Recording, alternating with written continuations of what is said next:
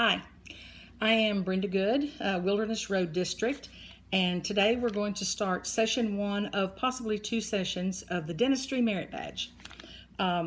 Few things to do before we get into the Merit Badge itself. Several of the requirements say that you need to discuss with your Merit Badge counselor certain things. Since we can't get together and discuss things, we will be doing this by email. So I'm going to give you my email address and what we need to know per youth protection guidelines. When an adult and a youth email each other, there also needs to be a second adult in that email. So when you email me, and this is my address, I want you to also email your Scoutmaster or your parent. So that would be both of us. My email is besogood@charter.net, and just add to that, then do your Scoutmaster. Now, he would probably love to know what's going on with your merit badges, so he would be ideal person to email along with that. That way, when I email back to you, you can show, he'll have it. Okay, got that? All right, now, if possible, you could go online and download and even print the requirements for this merit badge. Look them over. We'll start at the beginning. There'll be a few things we'll skip to the end, and we'll be in the second session, but we'll start at the beginning. You can also go to sequoiacouncil.org, click the Scouting from Home link, and then download your blue card. That blue card is very important. That's kind of a record, too, of your merit badge, so you'll need to do that. You can purchase the entire book at the council office, at the store when they're open, or you can download it and purchase it that way. boyslife.org, and do the Scouts link, and then merit badges, and that's where you will see that. So with that said, we will get started. And I'm doing this video so it will be online for quite a while, I believe. You won't have to get everything this first day. You can go back and listen to it again, which is good. Okay, the first requirement, using an x-ray or radiograph film with your counselor's guidance, study the tooth structure and look for decay. Now, I hate to disappoint you, but there will be no decay on this x-ray. This is a Panorex x-ray, and so as not to give away any patient's secrets per HIPAA, this is me, so I don't care if you see my teeth. You can see several different things on my x-ray, and you can see, I get my ink pen over here. This is the bone right here, your jawbone. This up here is bone. What you can't see up here is my eyeballs. But these are my teeth. Now, you'll notice on this side, on the left side of my mouth, I have 2 molars on the top and bottom. Over here, I have 3. This was before I had my wisdom teeth taken out on this side. These white areas you see are fillings right here. This is a crown. Broke a tooth, had to have a crown. This is a bridge. We'll talk about missing teeth later, but this is a bridge where I had a missing tooth, had a congenitally missing tooth. This was something that runs in my family. So anyway, one of your requirements is to draw teeth. Now, I have some pictures that I'm going to use that will give you a better idea when you're drawing a tooth.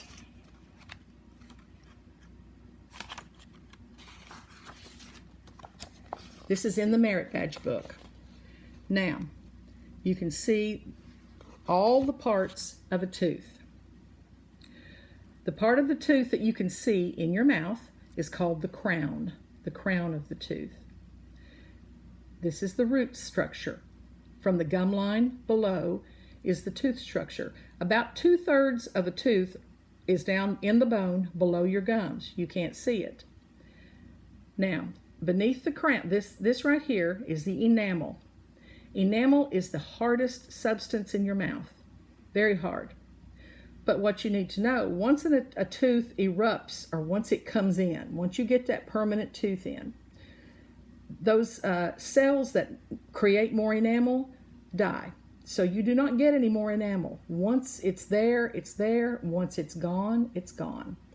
Okay, so we got to take care of that enamel. That's our protective coating on our tooth. The area just under this is the dentin. Dentin is a little softer than enamel.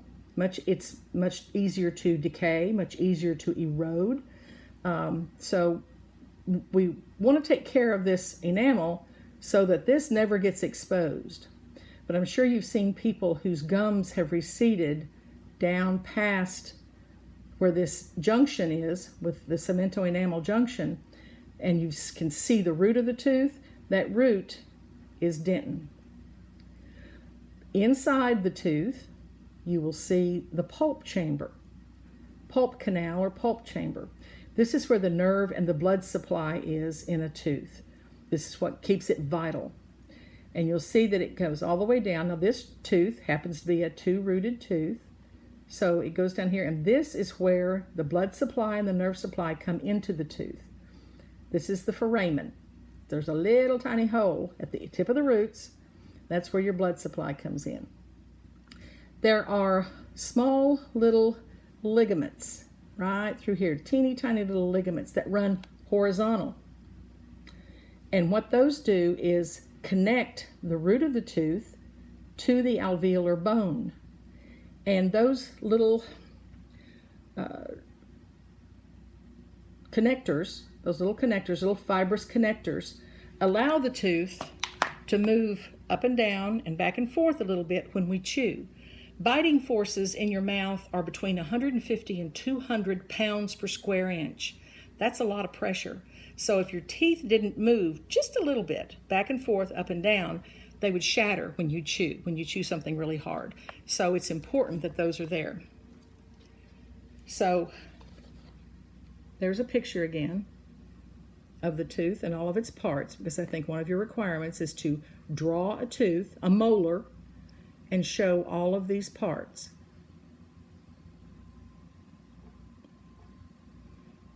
Okay? Dentistry has seen a lot of changes over the years, even since I've been in dentistry. Many, many years ago, in its earliest stages, the barber was the man who took your tooth out. So he could cut your hair and take your teeth out all at the same visit, which fortunately we don't do that anymore. Now your enamel, let's go back to the structure of the tooth. The enamel is composed of calcium and phosphate crystals.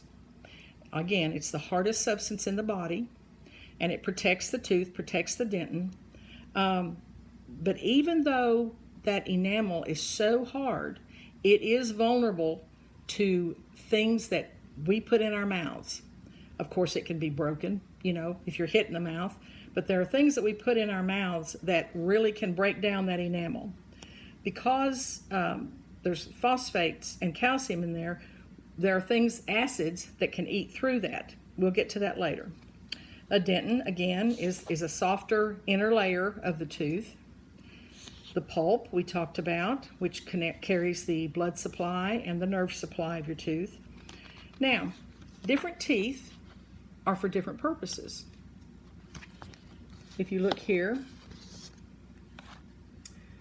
this is an incisor. This is your front four teeth. Your central incisors and your lateral incisors. Those are for tearing, biting into food and tearing it. The third tooth over from your midline, which is right in the middle, the third tooth over, is the canine or the cuspid. Looks like a dog tooth. That's why they call it the canine sometimes. It is also for tearing. This tooth has the thickest and the longest root in your mouth. It is the strongest tooth in your mouth. People who lose their teeth, typically this is the last one they lose because it has such a strong root. But it is also for tearing and ripping into meat, things like that. Okay, the next two teeth behind the cuspid are called bicuspids. Because they have two cusps. It's also called a premolar. It comes before the molars. Two of those, and that's where they start to widen out. The surface starts to get a little bigger. And that's for grinding and mashing your food up so that it makes it easier to swallow and easier to digest. And then you have your molars. Your molars have a flat, they have dips and grooves in them, but they're a wider surface, flatter than these guys over here. and they are for the same purpose. They are for mashing your food, grinding it up small so that it can be swallowed and digested. Food that is not completely ground up by your chewing is much harder to digest. So that's the 4 kinds of teeth you have. Now, support for your teeth. Something has to hold those teeth in, and that is the bone. Now, we talked about the periodontal ligament, which you can't see in this. It's a fiber-like tissue that attaches the bone and the root together and allows the teeth to move just a little bit, and that's a good thing. The bone, the alveolar bone that holds your teeth in, is not a heavy bone. Alveolar means hollow because it has little tiny holes in it. But it also has the holes that hold your teeth. That's where your teeth sit down in the bone. Now, your gums, also called gingiva. I like to call them gums. They're just gums. That's the pink tissue that covers the roots and everything in the cementum of your teeth. And in a healthy mouth, the gums are pink. That's what they should be.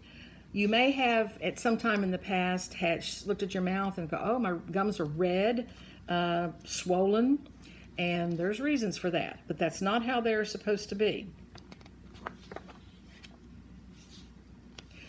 When we're born, we already have the makings of our baby teeth and probably our first permanent molar, what we call our 6-year molar, already forming in our jaws. But of course, little babies are born without their teeth in. They have to come in. When they're about 4 to 6 months old, those teeth start coming in. I wanted to show you this picture here. This is a baby's teeth.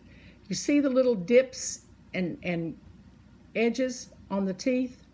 Those are normal. Those are called mamelons. These teeth form in like 3 sections, and they fuse together before they erupt. And sometimes you'll see, this is in 2 sections, but you'll see little dips. I still see that in patients, teenagers, where it hasn't worn down yet. Eventually those areas on the incisal edge of your teeth will wear down. With primary teeth, you get a set of 20, and the goal is to keep those 20 teeth until they fall out naturally as your permanent teeth come in. As permanent teeth form under those teeth, they naturally resorb the root. The roots will just dissolve away. If you've ever seen an x-ray of your own mouth as you were getting your permanent teeth and they were coming in, you'll see the roots on those baby teeth get smaller and smaller and smaller until eventually the permanent tooth comes up and the baby tooth falls out. That's ideal. What happens in a lot of cases, babies lose those teeth too early, and then the permanent teeth don't have that guide. They can come in all kinds of places. So we want to keep everything healthy in a baby's mouth, just as we want to keep everything healthy in our mouth once those teeth come in. I love this picture. It's so cute. I love to see little kids missing teeth. They're so cute. Now let's look at some more of our requirements here to see what we need to know. All right. 1A was to draw a lower molar, listing the parts and the surfaces and the surrounding structures. So I've shown all of that to you. Show on your drawing where the nerves and blood vessels enter the tooth. We talked about that through the tip of the root called the foramen. And show on your drawing where bacterial plaque is most likely to be found. Plaque. My nemesis. I hate it. So, you know when you get up in the morning and you run your tongue over your teeth and they feel kind of fuzzy, like they have sweaters on? Well, that's plaque. That's plaque. And that stuff is easily removable. All it is residue from everything you ate the day before and didn't brush off. Now, brushing is, we'll get to brushing later, but the average person brushes about 1.5 minutes, which is about 1.5 minutes too short. It needs to be closer to 3 minutes to get that plaque off. And we'll talk about what plaque is in a minute. But you see this drawing here. These are perfectly clean teeth. But these guys have this yellowish, cheesy-like plaque on them. And that's where plaque builds up most of the time, is right at the gum line and in between the teeth. So we have two places we have to basically clean. Use a brush to clean the outside and the inside, and floss to clean in between our teeth. But that's where it builds up mainly. So let's talk about plaque. Like I said, it's a sticky substance that builds up on your teeth, and it has in it a sticky, this part that makes it sticky is dextran. Now, it's full of bacteria. If you were to take an instrument and clean some of that plaque off your teeth and put it under a microscope, you would see little bugs crawling around, little bacteria crawling around. They got a lot of legs. They look awful. Scare you to death. You don't want that in your mouth. So what their food is, what their favorite food of the bacteria is, sugar. And don't we all love sugar? That produces the dextran, the sticky stuff, and acid. What does acid do? Acid eats holes in things. So when the plaque sticks to your teeth and your fillings and your crowns, things like that, it stays in contact with it. So when you eat sugars or carbs, starches, those things turns into sugars and then turns into acid. Okay? Acid is bad. It eats holes in your teeth. Now, if you've ever looked at the chewing surface of your teeth, and most of you should have at some point, maybe when you were 6, and again when you were 12, if you're 12 already, at the dentist they put what we call a sealant on the chewing surface of your molars, your back teeth. That was to protect those deep grooves and fissures in the chewing surface of your teeth so that they don't decay. When the enamel forms on those molars, it forms from the outside into the middle. Well, right there in the middle, it doesn't always close up completely. It can leave a microscopic groove in there, something so small that even your toothbrush can't clean it, that bacteria can get in there. So that's why we do sealants. We'll talk about that later too. So when that plaque accumulates and starts the process of tooth decay, then our goal is get it off of there twice a day. Now, if you leave the plaque on there, within 24 hours, the calcium in your saliva and phosphates in your saliva have started to harden that plaque, calcify it, and then it turns into tartar or calculus. You hear it called either thing. Once it hardens, you're not going to brush it off. You can't floss it off. It's there. But that bacteria is now stuck to the side of the tooth until a hygienist or a dentist cleans it off with metal scalers. It's there to stay. Now, let's go back to the acids that these form.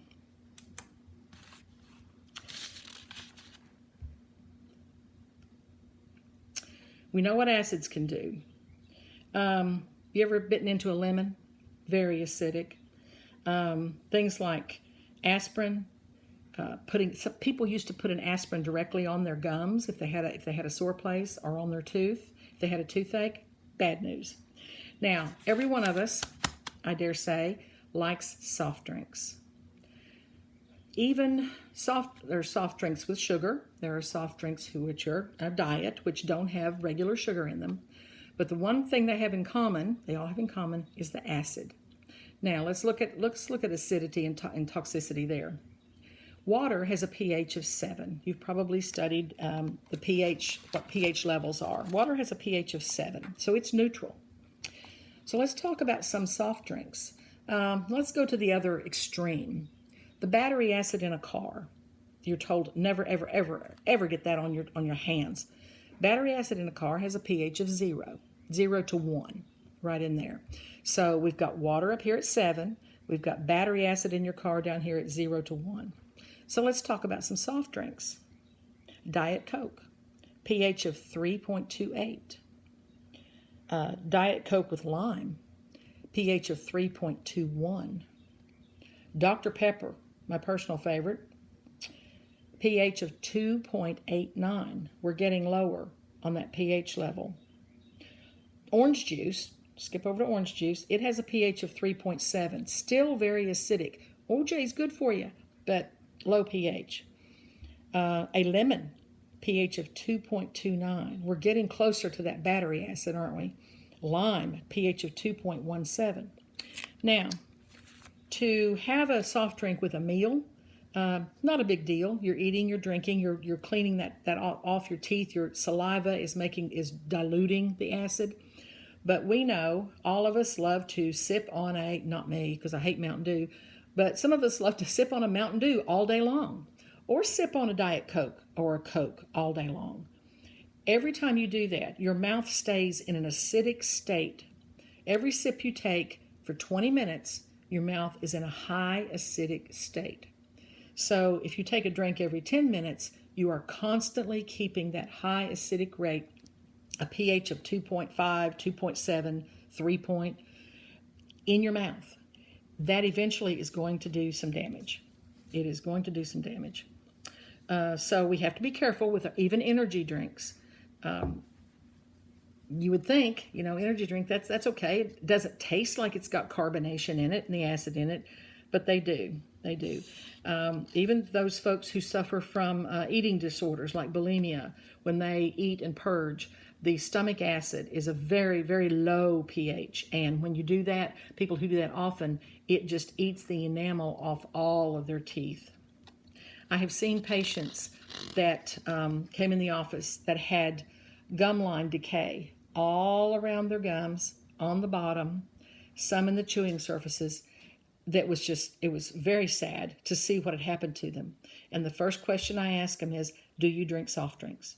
And the answer 99% of the time is yes, they do. So we try to get them off of that. Now, sugars. We talked about sugars being an enemy of enamel. That was the one thing, that was the favorite food of the bacteria. They love that sugar. If you reduce the amount of sugar that you eat, then the bacteria doesn't have enough food to eat, and it doesn't form that acid as much. So that's good. So reducing your sugar intake is good. Eating cookies and cakes and things like that all day long, bad news. Plus, starch is a sticky substance, carbs and starch. That'll stick to your teeth. And there's an enzyme in our saliva called amylase that converts the starch to a sugar. Wish we didn't have that.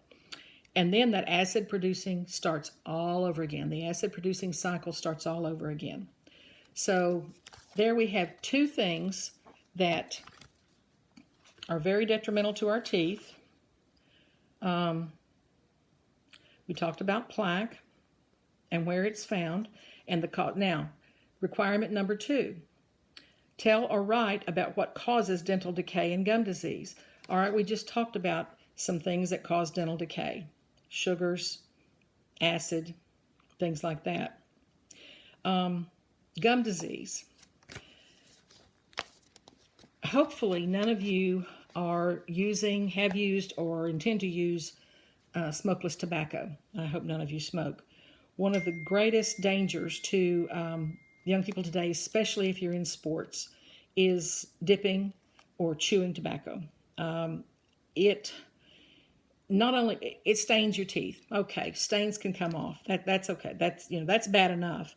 Gives you a horrible breath. I'm sure you've been told that. If you use those things, hopefully none of you do. It can cause sores in your mouth, white plaquey stuff on the roof of your mouth. It can destroy the bone, the ligaments that hold your teeth in, destroy that. Once it does that, it starts destroying the bone that holds your teeth in, and you lose teeth. Over the years I've been a dental hygienist, I have seen some really sad situations from men, guys, who have used smokeless tobacco for many, many years, and they lose tooth after tooth after tooth. And not only that, it is linked to heart disease. So why mess with your heart just for some chewing tobacco, What it does, it irritates your soft tissues, your gums, your tongue, your palate. I have seen mouths where people smoked and the inside of their cheeks looked like boiled ham, really bad. It's very detrimental to your health. probably the worst risk that you get when you use especially smokeless tobacco, but can also happen with pipes and cigars, is oral cancer. Oral cancer is extremely hard to treat. Many times there you don't survive. I had a cousin who died from oral cancer, had cancer on her tongue, not from smoking or anything like that, but from repeated trauma to the edge of her tongue. And it spread so fast that it killed her. So oral cancer is nothing to laugh about. In the Merit Badge book, there are some early warning signs of cancer, but you can go online and find anything now about cancer. If you suspect there's something in your own mouth that doesn't look right or feel right, go online and check it out. All right. You can also Google the pH values of soft drinks, common food items. I have a list at work that I don't have with me, so I just Googled it, and sure enough, there it all was. We talked about tobacco. In number 2 of your requirements, let's also talk about genetics as far as tooth decay and your teeth. We inherit our eye color, our hair color, our skin tone, a lot of things from our parents and grandparents and our ancestors. We also inherit teeth, the kind of teeth we have, the size teeth we have, the color teeth we have. You may have brothers and sisters in the same family that some have white teeth, some have a yellowish cast to their teeth, some have gray. So that's just an inherited thing. What can also cause differences when you get your teeth is when the mother is pregnant. During pregnancy, she could be exposed to something.